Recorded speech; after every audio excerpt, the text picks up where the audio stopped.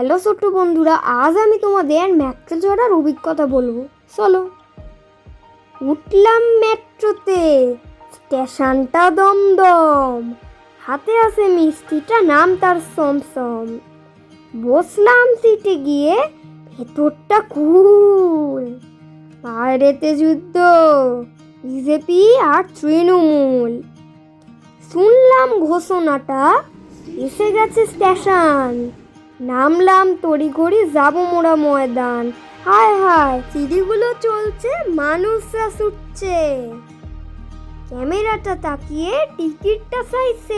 তো বন্ধুরা, আমি যে একটা মেট্রো সম্বন্ধে কবিতা বানালাম, এরকম আমি আরও চেষ্টা করব নিজে থেকে এরকম কবিতা বানাবো।